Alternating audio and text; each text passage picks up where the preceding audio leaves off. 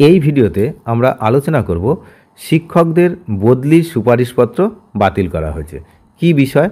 School service commission হঠাৎ আজ একটি বিজ্ঞপ্তি প্রকাশ করেছে এবং সেখানে সেই বিজ্ঞপ্তিতে চাকরির বদলির অর্থাৎ শিক্ষকদের যে বদলি সেই বদলির বেশ কিছু সুপারিশপত্র কিন্তু বাতিল করা হয়েছে। কোন কোন ডেটের সুপারিশপত্র বাতিল করা হয়েছে বিস্তারিত এই ভিডিওতে আমরা জানব। তার আগে বলি নোটিশটা একবার আমরা দেখে নিই। এই দেখুন, একদম প্রথম যে নোটিশটা রয়েছে সেটা আজ দেওয়া হয়েছে।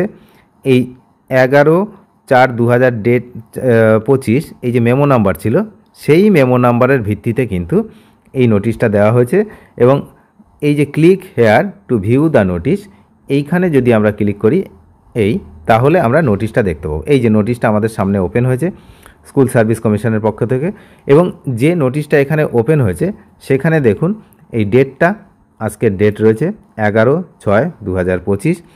এই আজকের ডেটে যে নোটিশটা বেরিয়েছে এই নোটিশের বিষয়বস্তু কি আমরা কিন্তু এই ভিডিওতে জানব। এই যে হচ্ছে পূর্ণাঙ্গ নোটিশটা। তো তার বিষয়বস্তুটা কি না, একটি এই বিজ্ঞপ্তি জরুরি বিজ্ঞপ্তি বলে বলা হচ্ছে। সেখানে কি প্রকাশ করা হয়েছে? মূলত 2023 সালের কিছু নির্দিষ্ট বদলির সুপারিশপত্র সাময়িকভাবে বাতিল করার কথা ঘোষণা করা হয়েছে, অর্থাৎ বদলি আপাতত বন্ধ। এই পদক্ষেপটি স্কুল শিক্ষা দপ্তরের একটি নির্দেশের পরিপ্রেক্ষিতেই নেওয়া হয়েছে। কি মূল ঘটনা? পশ্চিমবঙ্গ স্কুল সার্ভিস কমিশন যে বিজ্ঞপ্তি প্রকাশ করেছে আজকে, সেখানে 2023 সালের 3টি নির্দিষ্ট বিজ্ঞপ্তির কথা বলা হয়েছে, যার ভিত্তিতে সুপারিশপত্র প্রত্যাহার এবং বাতিল করা হচ্ছে। কোন কোনগুলো? না, 31শে মার্চ 2023 এই যে ডেটটা আমি দেখাচ্ছি, 31শে মার্চ 2023 এই একটা। আরও রয়েছে, সেটা হচ্ছে 14ই আগস্ট 2023। আরও একটা রয়েছে 14ই আগস্ট রয়েছে 2023, মানে এই যে 14ই আগস্ট 2023। আরও একটি রয়েছে, সেটা হচ্ছে 11ই এপ্রিল 2025। তো যাই হোক, এই 3টে ডেট নিয়ে কিন্তু এখানে এই নোটিশটা মেনলি হয়েছে। তো এই 3টে যে ডেটের কথা বলা হয়েছে, যেখানে গুরুত্বপূর্ণ তথ্যগুলো কি, যে কমিশন জানিয়েছে এই যে সুপারিশপত্রগুলো বাতিলকরণ একটি সাময়িক পদক্ষেপ এবং পরবর্তী নির্দেশ না আসা পর্যন্ত কিন্তু এটি কার্যকর থাকবে। পরবর্তী নির্দেশ না আসা পর্যন্ত এটি কার্যকর থাকবে।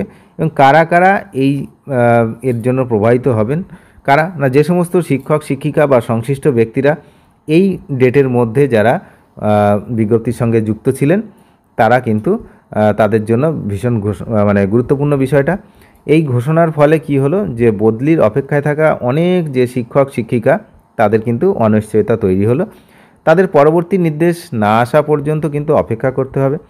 স্কুল সার্ভিস কমিশনের এই পদক্ষেপে শিক্ষা ব্যবস্থার স্বচ্ছতা আনার একটি প্রচেষ্টা হতে পারে, তবে এর প্রকৃত প্রভাব কি হবে সেটা কিন্তু আমরা পরেই জানব। এখানে পরিষ্কার লেখা রয়েছে যে withdrawn and cancelled until further order না আসা পর্যন্ত এই ডেটের এইগুলো কিন্তু ক্যান্সেল করা হবে। মূলত এখানে তিনটে রয়েছে, সেই 3টে আমি আরও একবার আপনাদেরকে দেখাচ্ছি। প্রথমে 1 নম্বরে রয়েছে হচ্ছে এই যে 31/3/2023। 2 নম্বরে রয়েছে 31/3/2023-এর পরিপ্রেক্ষিতে আরও একটা হয়েছিল সেইটা, আর 3 নম্বরে রয়েছে 14/8/2023। তো এই মূলত 3টে অর্ডার, এই 3টে যে বিজ্ঞপ্তি সেই বিজ্ঞপ্তির সঙ্গে যারা যুক্ত ছিলেন অর্থাৎ বদলির ব্যাপারে, তো তাদের বদলি আপাতত স্টপ হয়ে থাকলো না, যত সময় না ফার্দার অর্ডার আসছে। অনেক ধন্যবাদ শেষ পর্যন্ত দেখার জন্য। চ্যানেলে যারা নতুন অবশ্যই চ্যানেলটিকে সাবস্ক্রাইব করে সঙ্গে থাকবেন। Thank you.